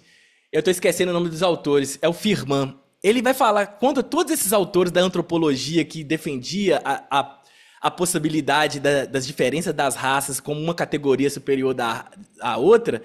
Esse cara, nesse contexto, lá do Haiti ao Haiti de novo, ele já defendia a possibilidade da igualdade, da diversidade das raças, das pessoas, como uma categoria humana, sabe?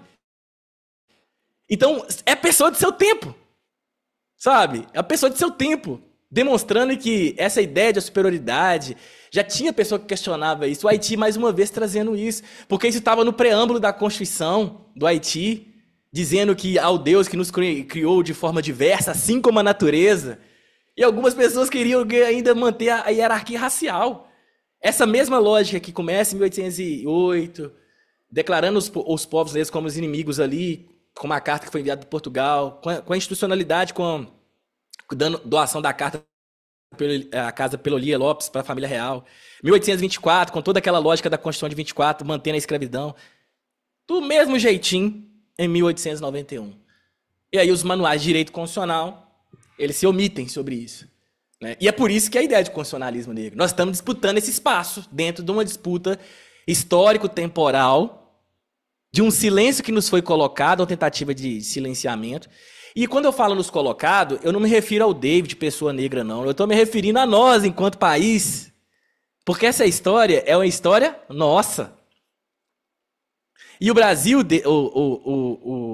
a história constitucional brasileira e o Brasil, ela é formada por um recalque muito grande. E quando eu estou falando de recalque aqui, eu não estou me referindo do recalque lá do funk, não. Estou me referindo ao recalque enquanto categoria psicológica. E o que é o recalque? É um mecanismo de defesa que os indivíduos têm, todos nós temos, que no processo da nossa formação enquanto indivíduos, nós vamos trazendo aquilo que é interessante porque a gente quer formar enquanto nossa personalidade. E tudo aquilo que a gente não quer, a gente recalca. Tudo aquilo que a gente não quer, a gente vai recalcando. Só que no fundo está lá no nosso ser. É como você imaginar um pote de água, um vidro, você coloca água, e no final você coloca café. Borra de café. Aí deixa o café assentar. E vai ficar todo pretinho no final. E o que é o recalque? O recalque é justamente isso que fica no fundo. Só que se você mexer ou tiver qualquer lembrança ou qualquer situação, essas bolhas vão subir. E aí vai demonstrar que a história do Brasil, ela é formada não só por esse progresso, mas por violência. E aí, enquanto um país que se pretende um país para o futuro, que tenta fazer uma imagem de um país que vai ao progresso, ele tenta recalcar essa história dele. Ele tenta recalcar, o constitucionalismo tenta recalcar essas disputas das pessoas negras. O constitucionalismo, a história brasileira, tenta recalcar que a história do Brasil foi violenta. Ele tenta extirpar dessa história, trazendo uma higienização dessas violências. E o constitucionalismo também, pelo menos do constitucionalismo do ponto de vista teórico, tenta fazer isso, né, no Brasil.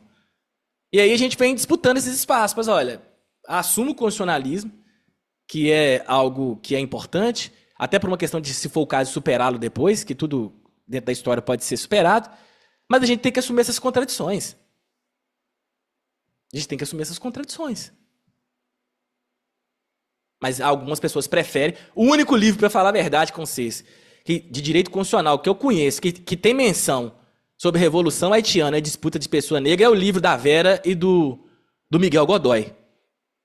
É o único livro que tem. Fundamentos do direito constitucional. É o único livro que eu já vi que menciona a Revolução É Haitiana. o que eu tô pensando? É ele mesmo. É o único livro. Manual de Direito Constitucional. Mas é um manual que não tá assim, né? Apesar da importância dele, de quem tá escrevendo, né? Da Vera, do Miguel. Esse livro não tá aí na preparação para os concursos. E não que tem que ser referência para você preparar para concurso, nem nada. É esse mesmo. Eu só não sei se é essa versão, mas é esse mesmo. Essa edição. Aos poucos a gente vai rompendo essas barreiras, né, Davi? Mas é uma questão um pouco, como o Trulhot disse, é uma disputa desproporcional. É uma história dentro da história. Você sabe que a narrativa do constitucionalismo negro foi internalizada ao mainstream quando ele começar a entrar no livro do Bernardo e do Pedro Lenza, né? Mas é isso. Assim, aí que entra, que é a grande questão. E eu não tenho, assim, o Bernardo foi meu orientador de mestrado. O Pedro Lenza eu não conheço. É um livro voltado para concurso, né? O Bernardo tem até um pouco mais, assim, questões além de concurso, porque principalmente aquela parte de hermenêutica ali, a gente ajudou muito ele. O livro do Bernardo é um monstro, cara. É um verdadeiro. Aí o que acontece? Como se fosse duas lajes, dois tijolos. São dois tijolos, não é só um, não, são dois. É o tijolo. Um em cima do outro. Um tijolo é pouco para aquele livro, são dois. Mas aí, veja bem, a gente vai ter esse reconhecimento. Olha como é que você disse. Quando. É claro, dentro dos concursos, né? Quando for, tá no livro do Bernardo, do Gilmar Mendes também, a gente pode esquecer disso, e do Pedro Lenza. Mas olha como que é desproporcional pra gente tentar demonstrar essas questões que a gente está tentando reivindicar. E a questão ainda é, porque quando isso chegar lá, a gente também, quando teóricos, com pessoas que se propõem à intelectualidade, a gente também não pode abrir mão das nossas contradições, que tem. Todo trabalho que é colocado para ser avaliado do ponto de vista acadêmico tem que descer pro play bacana, não é só escrever e fugir, não. Você tem que colocar para os pares analisar. E eu sei que mais cedo ou mais tarde vão aparecer contradições no meu trabalho, do Marcos, do Adilson, como se aparece, como da Tula. Tá tudo certo. E é esse movimento dialético que faz as coisas funcionarem. E agora nós estamos no movimento dialético justamente para quê? Para demonstrar essas contradições do constitucionalismo, cara. É isso que nós estamos mostrando. Então a Constituição de 1891, né? O próprio Rui Barbosa tem muitas contradições. Ele reproduz as questões de racialidade. Desculpa aí, galera, vocês que são muito fã de Rui Barbosa, não tem nada contra. Tem até amiga, até lê as coisas dele. Mas ele tem essa contradição, sabe? É o jogo da dissimulação. Você tá com dúvida? Pega o meu... Se você não quiser comprar o livro... Eu tenho até amigos que lêem. Assim, e brincadeiras à parte, assim, se você tá achando que é difícil, se você não quiser comprar meu livro com 25% de desconto aí no que o 11 vai trazer pra vocês, você pode pegar a tese lá no repositório da UFMG, ou então se você não quiser pegar meu livro também, você pode pegar o livro lá da Vlamília Albuquerque, que é O Jogo da Dissimulação, lançado pela editora Companhia das Letras. Isso é fato. Isso é fato, tá constatado. Inclusive tá no livro do Rui Barbosa, né? Tá no Joaquim Nabuco também, ninguém pode tocar no Joaquim Nabuco, né? Joaquim Nabuco fazia defesas, assim, absurdas daquele livro abolicionista, né? Mas ninguém pode tocar nesses caras. E não tô dizendo que eles não têm contribuições, só que eles têm contradições que algumas pessoas tentam ocultar. Essas mesmas ocultações, essas mesmas contradições, elas se fizeram presentes onde? Na Constituinte 1891. Por isso que o nome do livro é Raça, Cidadania e Silêncios na formação da Constituição de 1891. E esse tipo de contradição e apagamento acontece com todos os grandes juristas, né? Todos. Todos. Eu citou agora não a parte de raça, mas, por exemplo, Paulo Bonavides. O Paulo Bonavides, ele tem um artigo na década de 70, certo? Uhum. Na década de 70, defendendo o regime militar. É mesmo, eu não sabia disso. Doideira, né? Agora tu fala alguma coisa do Paulo Bonavides aqui pelas bandas do Ceará pra tu ver o que acontece contigo. E você tá falando disso, eu tô lembrando, por exemplo, do Sócrates, da democracia corintiana. Ele defendeu o regime militar no primeiro momento. Né? Defendeu o regime militar. Então, assim, essas contradições são dos seres humanos, mas a gente tenta recalcar aquilo que a gente acha que não é viável, que não é legal para nossa imagem, enquanto um jurista, enquanto uma pessoa pública, enquanto uma pessoa que se coloca no debate, enquanto uma pessoa que está se colocando como intelectualidade. E aí que eu gosto, por exemplo, do Foucault ali, né? E de alguns autores, como o próprio Gramsci e outros autores, que vão dizer que quando você está nessa proposta de se colocar na intelectualidade, você não tem que se preocupar com a opinião pública. Você tem que ter compromisso com o que você está falando. É claro que dizer isso não quer dizer que você tem que beirar a irresponsabilidade, né? Mas você tem que ter compromisso com a produção intelectual que você está fazendo. E esse compromisso também está ligado a próprio assumir as falhas, as contradições que a gente tem. Eu até brincava muito com o Thomas na época que a gente estudava lá com ele, que ele era um cara que mudava de opinião muito rápido, assim, não pro lado da extrema-direita, nada disso, de concepções teóricas mesmo. Uma vez ele chegou pra gente e falou assim: ô David, você não acha que eu sou muito instável, não? Eu falei: não, cara, eu acho que você é um cara responsável e tem compromisso com as coisas que você faz. Porque quando você é convencido, você muda com muita facilidade, seja por uma fala dos seus alunos, seja por uma fala de outra pessoa, você muda com muita facilidade. Só que tem gente que é militante acadêmico. Ô, Davi. A pessoa acha que o conhecimento ele está tão solidificado que ele não tem mais o que mudar. Que os desafios que chegarem não são suficientes para desfazer a posição dele. Na época, quando eu estava na graduação, uma coisa que me incomodava muito era a galerinha. Eu tive, assim, muita proximidade com o do Work, sabe? Porque eu era orientando do Bernardo. O Bernardo dava aula junto com o Thomas. O Thomas é um grande intérprete do Work que a gente tem no Brasil hoje, um dos grandes, né? Então eu li muito, só que chegou um momento que não deu muito, assim. Então, cara, eu ficava muito puto que quem estraga não é o do Working, não é o Fanon, não é o Marx, é a galerinha, é a torcida, fãs, né? Sabe? Jesus e aí, é que nem o pessoal brinca, né? Jesus é massa, o que estraga é a fanbase.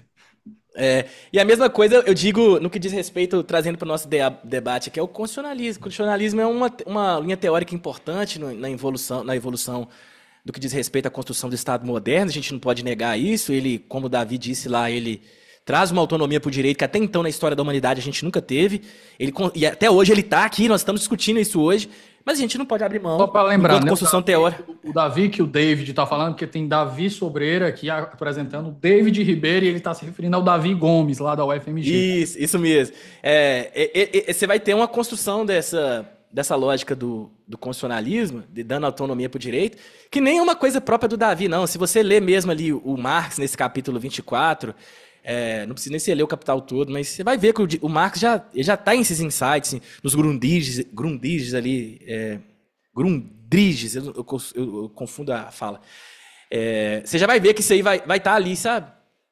Porque é uma questão formadora desse momento. A gente não pode desvincular o direito do capitalismo, de forma nenhuma. O capitalismo, para desenvolver como ele se deu hoje, ele precisa desse direito, que é moderno e que ganhou sua autonomia, sobretudo, com o constitucionalismo. E é isso que a gente reivindica enquanto debate, para que o constitucionalismo, sobretudo o constitucionalismo brasileiro, não vou me aventurar pelo constitucionalismo do mundo, que aí seria uma pretensão muito grande, mas dentro da minha pequenez, da minha insignificância dentro desses debates, a gente vem reivindicando esses espaços assim, pequenos, como o Trulliot disse, de uma história dentro da história. E essa luta é desproporcional. Mas a gente está aí. São as lutas que vale a pena lutar, né? David, para a gente encerrar, o constitucionalismo negro hoje. Projeto, crítica, memória. Cara, eu tenho pensado, eu estou inscrito em algumas coisas agora. Eu tenho um grupo de pesquisa lá na universidade que eu tenho. A gente está revendo algumas coisas do livro mesmo, alguns apontamentos que algumas pessoas têm lido e têm dado retorno positivos e apresentando algumas questões assim que, em certa medida, a gente não dá conta de ver. Como o Gadamer disse, né, quando você faz uma obra, a partir do momento que ela está pública, ela não é sua mais. As pessoas se apropriam dela com o horizonte histórico de sentido, as experiências que ela tem, e vai trazendo para ela e vai interpretando aquilo junto com a fusão de horizontes que ela tem.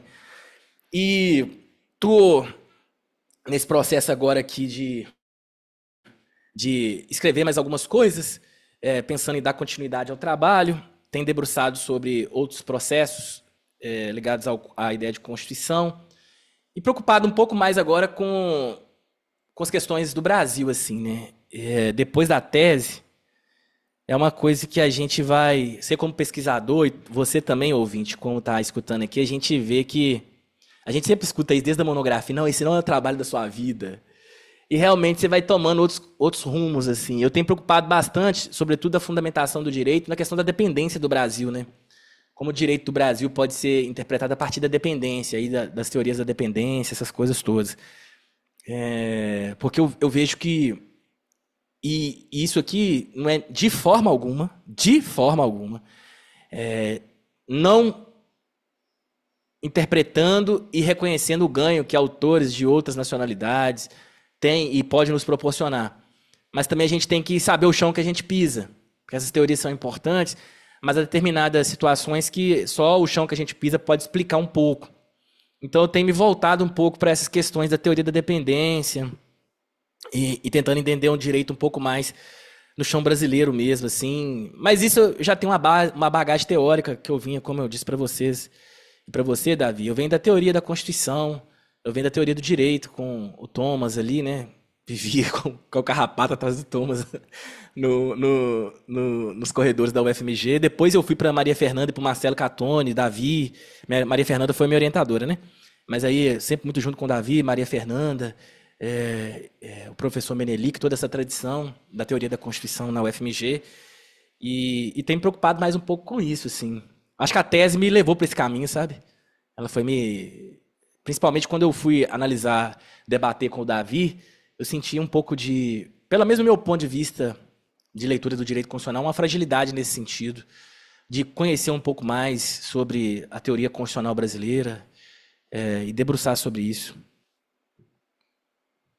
David, querido, muitíssimo obrigado, extremamente enriquecedor. Fico muito feliz que a gente tenha tido essa oportunidade novamente. Dessa vez nós não vamos ter bloco de indicações de leitura, porque a única indicação que a gente vai fazer, a única exclusiva que eu vou deixar linkado aqui, vai ser o seu livro, óbvio, lá para o site da Contra. Você está dizendo que continua produzindo, né? Quando a cria der uma acalmada aí a vida, né? Ela tiver com mais autonomia, com mais tempo, e você tiver com novas pesquisas, eu faço questão que você volte aqui. Eu gosto muito das nossas conversas. E eu espero que quem escutou até aqui, né, os ouvintes que ficaram aqui, tenham achado tão enriquecedor quanto eu. Então é isso, gente. Eu agradeço mais uma vez o convite aí, Davi. Também agradecer pela essa oportunidade, parabenizar também pelo crescimento do podcast, o alcance que você tem tomado. É importante que a gente tenha iniciativas como a sua, como a do Thiago Hansen, que eu acho que assim, é o pioneiro de todos nós aí que começaram com... O padrinho de todos os podcasters da Jurisfera. E eu, assim, peço perdão também por não conhecer tantos outros podcasts. O meu podcast também tá parado agora. É por causa disso mesmo. Eu até fiz um disclaimer, como o Davi gosta de falar. Acadêmico, David, eu acho que só tem eu, tu e o Hansen. A gente tem um que é feito por acadêmicos, mas é de análise do Supremo, que é o Sem Precedentes. Ah, muito bom também. Esse é excelente, eu gosto demais. Totalmente voltado. É fantástico. A galera ali é só galera de peso. Juliana Cesar Alvim, Diego Werneck, Tomás Pereira, tudo conduzido ali pelo Reconda. A galera é foda. Mas, assim, puramente acadêmico, discussões acadêmicas, eu acho que só tem os nossos três. Eu, tu e o Hansen. Posso estar enganado. Eu dei uma parada. Não, pode ser. A gente tem que ser muito cuidado, porque às vezes a gente não... As pessoas ficam ofendidas, a gente não conhecer, mas é porque é muita coisa, a gente não dá conta de conhecer tudo, né? Conteúdo demais. E aí eu tenho ideia dessa parada, algumas pessoas têm até me perguntado, porque recentemente minha filha nasceu, dou aula em 2 cidades diferentes, aí conciliando tudo isso, eu dei uma parada, e eu aconselho vocês a seguirem, apoiar as iniciativas dos podcasts, do Hansen, do Davi, né? Porque é muito difícil estar nesse lugar aqui, gente. É muito difícil criar as entrevistas, estudar para elas, né? Eu e o Davi mesmo aqui para gravar aqui, nós temos umas 2 semanas, né, Davi? Tentando remarcar. Mas deu tudo certo. Então, agradeço a oportunidade. Quem tiver interesse no livro, tá aqui, o Constitucionalismo Negro, Raça, Cidadania e Silêncio na Formação da Constituição de 1891. E agradeço mais uma vez essa oportunidade. Estou disposto aí nas redes sociais. Quem quiser conversar comigo, por enquanto também, que daqui uns dias eu vou dar uma trégua também nas redes sociais. Estou muito cansado, tem sentido. Não sei você, Davi, mas que rede social cansa demais a cabeça, cara.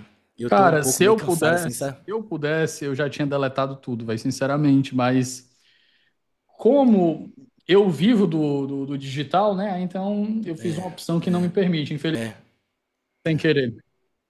é. Mas basicamente é isso, querido. Fico feliz. Meu muito obrigado e um bom fim de semana.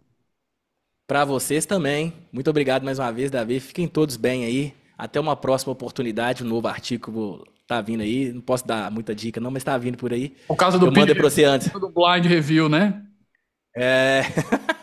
É, se eu falar aqui, o cara já mencionou lá, isso é viciar. É, exato. Pessoal, nós ficamos por aqui. Um forte abraço e até semana que vem.